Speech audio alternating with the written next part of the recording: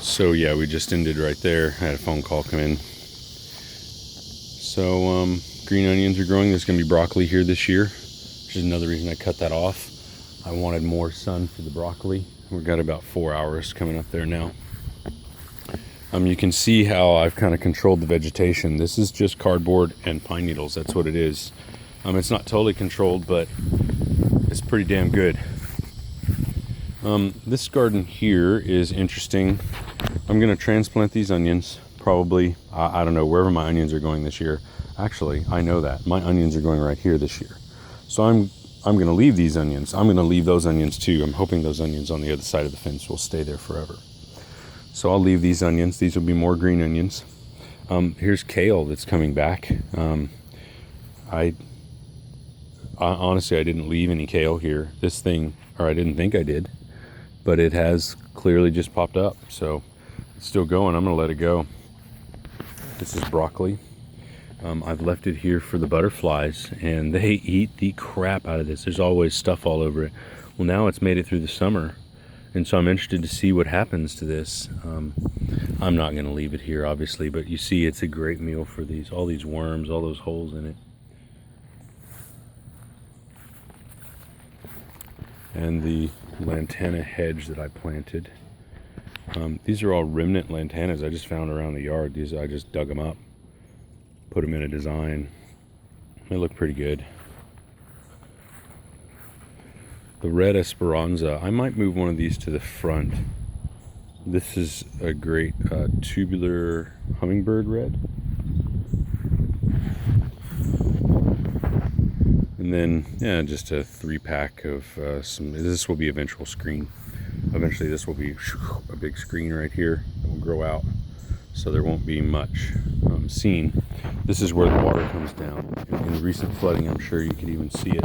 Yeah, here's how it's bunching up right here, so it's coming right down this way.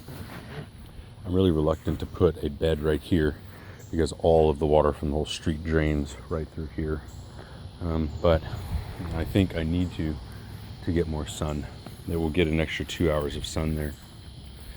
So here's purple coneflowers, and the purple coneflowers are surrounded by what are these? Sensitive briars. A sensitive briar, they have a response to them. So let it focus. Now watch, as soon as I touch it, watch, the leaves will start to close. Okay, well that's not dramatic. Let me do a whole patch of it. Okay, so I touched it, and now the leaves are going to close. See how they're closing? And the leaves around it, you can see, still have the same shape. So they have a response to them. I wonder, maybe the response is better in the sun. You can see all these purple or these pink flowers. These bees love them. That brings them into the garden. Yeah, not much of a response right now. Kind of a lazy response. Usually when it's hot and dry, you'll get a nice, big, quick response. But regardless, you can see that it's moving. And again, lantana. These were all cuttings from different portions. I knew this was a different one, but I wasn't sure. This is a very low growing lantana, so it's fine that it's right out front. And this was designed so that you could see it, and not in a line, but you could see the whole thing from a distance. And so you can see it kind of angles in this way. Starts with the crepe myrtle and angles in this way. And you can definitely see this patch here. This is reclaimed, so I guess there's a couple different ways to make a flower bed, right? You can either build one or you can reclaim one. Well, there was a whole bunch of this wildflower here, and this is where I would want it anyway, would be here as ground cover. So I have been promoting it for the last year and pulling up any weeds that I don't want. It looks like I need to go through here again, get some of this Scott's turf out. The horse herb is fine because the horse herb adds color whenever this is not here, and this is not always here. But sensitive briar is kind of a cool little flower, as you can see all these nice little pink blending in with the yellow. So and again, it's a wildflower. I even saw this stuff in Australia. I saw it in front of some guy's yard. Speaking of Australia, this Australian bottle brush is great. I put it here as a screen. You can see it's screening the garden very nice. The homeowner association says no gardens in the front yard. Well, you can't see my garden. It's all screened. and eventually these will grow together and touch. This one's growing a little awkward. And I've got 3 salvias here, 2 red ones right here, and a pink one right here. These will grow. They're all first or second year plants. That's a cutting I took, and that's a little bit bigger plant, but that's a cutting. So it's not surprising they look the way they do. Again, more garlic chives. I've seen the deer when they come in this yard, and they don't stay on the street. They come right in here under this tree. So what I wanted was to greet them with something they hate, especially the young deer. I want them to not remember this place in terms of food. So nothing in this side of the yard has been eaten on by the deer. They hate those chives. Again, as soon as the young deer goes on the other side of the bush and looks for something else, he's got a mouthful of chives and mint, and he hates both of those.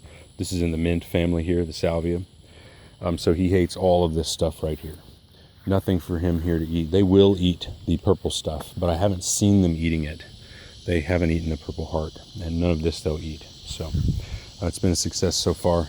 Here's where the bluebonnets are going to come up again. I just need to weed it one more time before fall and then let it go. Basically, the bluebonnets will take over after that. I just don't want anything competing with it. And you see this sensitive briar. I'm going to let this stuff take over. Seriously, I'm going to let it take over. It's a wildflower and it's a good ground cover. I like the combo so far. We'll see. Maybe I'm not going to like it in my beds, but right now I'm going to let it go, and it's the only thing I'm going to let go. Yeah, this Vitex tree has got to be trimmed. You can see this. These are eye gougers. I mean, look at that. I got to trim this thing. It just, I haven't wanted to because this is an integral part of the look, but it's got to go. All right, that's my side yard. As a reminder, all of this was grass. All of this was grass. There was nothing here. There was no wildflower. Well, the wildflower was here, but none of this other stuff was here. Yep, that's what I got.